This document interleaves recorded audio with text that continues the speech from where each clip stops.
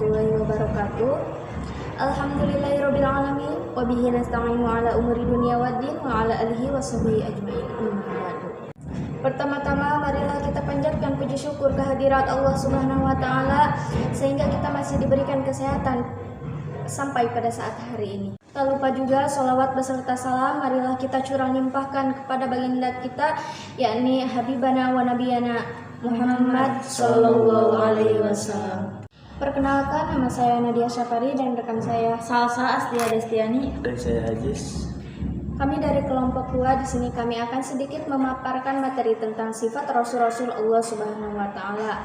Sifat Rasul-Rasul Allah Subhanahu wa taala yaitu ada 3. Yang pertama sifat wajib, yang kedua sifat mustahil, dan yang ketiga sifat jaiz. Materi yang pertama mengenai sifat wajib akan disampaikan oleh rekan saya yaitu oleh Ajis. Baik, di sini saya akan menjelaskan sifat yang pertama yaitu sifat wajib.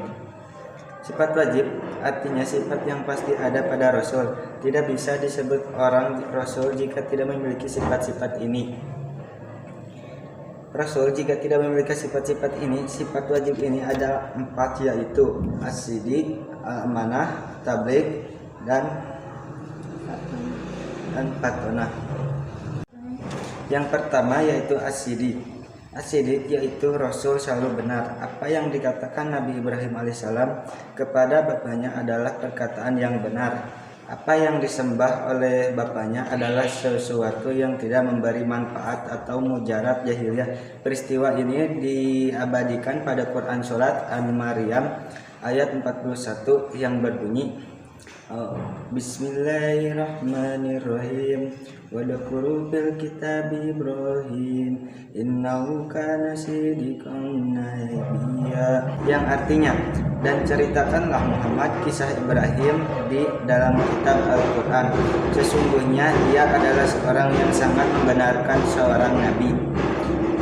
Dan yang kedua dibawa olehnya, Allah Subhanahu wa taala pun menegaskan bahwa Nuh alaihissalam adalah orang yang terpercaya, amanah, sebagaimana dijelaskan dalam Quran surat Asy-Syura yang ayat 106 yang sampai 107 yang berbunyi A'udzubillahi minasyaitonirrajim. Bismillahirrahmanirrahim.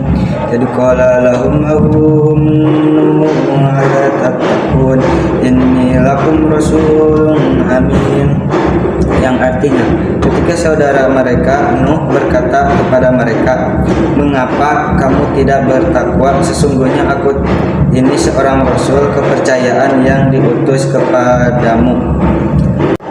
Dan yang ketiga at-tabligh. At-tabligh yaitu Rasul selalu menyampaikan wahyu. Tidak ada suatu ayat yang disembunyikan Nabi Muhammad SAW dan tidak disampaikan kepada umatnya. Dalam sebuah riwayat diberikan bahwa Ali bin Abi Thalib ditanya tentang wahyu yang tidak terdapat dalam Al-Quran. Ali pun menegaskan bahwa demi zat yang membelah biji dan melepas napas, tiada yang disembunyikan kecuali pemahaman seseorang terhadap Al-Quran. Penjelasan ini terkait dalam Quran surat Al-Maidah ayat 67 yang berbunyi Bismillahirrahmanirrahim.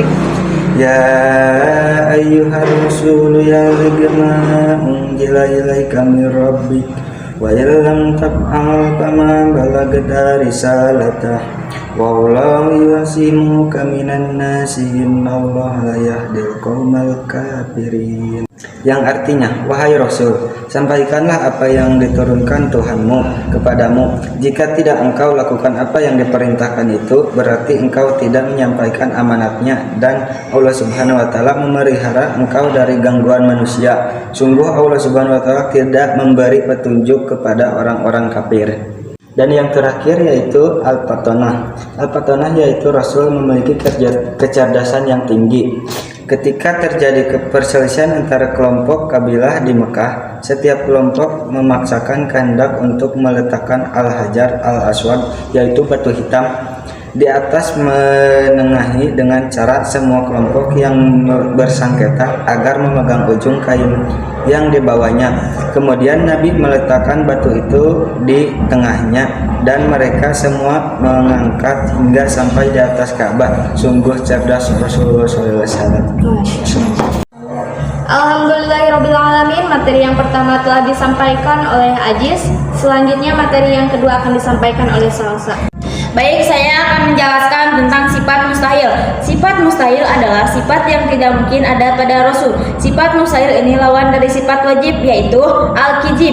Al-kijib yaitu mustahil Rasul itu bohong atau dusta. Semua perkataan dan perbuatan Rasul tidak pernah bohong atau dusta. Dalam Al-Quran surat An-Najm ayat 2-4. Bismillahirrahmanirrahim. Ma dalla sahibukum wa ma gawa wa ma yantiqu anil hawa in huwa illa wahyu yuha, yang artinya kawanmu Muhammad tidak sesat dan tidak pula keliru, dan tidaklah yang diucapkan itu Al-Quran. Menurut keinginannya tidak lain Al-Quran adalah wahyu yang diwahyukan kepadanya.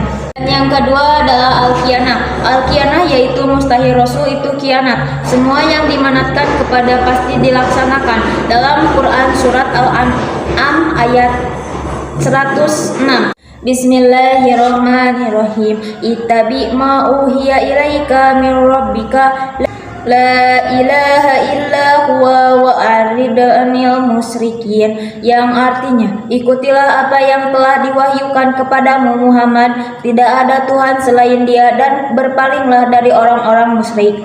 Yang ketiga al-kitman. Al-kitman yaitu mustahil Rasul menyembunyikan kebenaran setiap firman yang ia terima dari Allah Subhanahu wa Ta'ala, sampaikan kepada umatnya. Dalam Quran surat An'am ayat 50. Bismillahirrahmanirrahim. Qul la aqulu lakum indi hujainullahi wa la a'lamu ghaiba wa la aqulu lakum inni malaku in atabi'u illa ma yuha ilayya qul hal yastawil amma wal basiru fala tatafakkarun, yang artinya katakanlah Muhammad, aku tidak mengatakan kepadamu bahwa perbendaharaan Allah Subhanahu wa Ta'ala ada padaku, dan aku tidak mengetahui yang gaib, dan aku tidak pula mengatakan kepadamu bahwa aku malaikat. Aku hanya mengikuti apa yang diwahyukan kepadaku.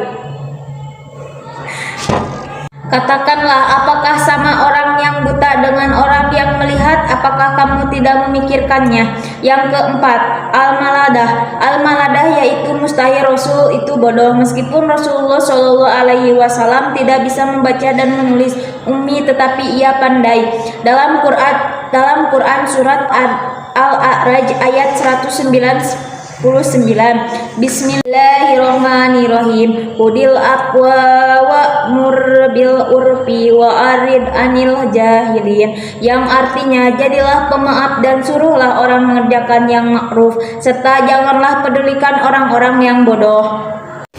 Alhamdulillahirobbilalamin. Penyampaian materi yang kedua telah selesai disampaikan. Selanjutnya materi yang ketiga mengenai sifat jaiz yang akan disampaikan oleh saya sendiri.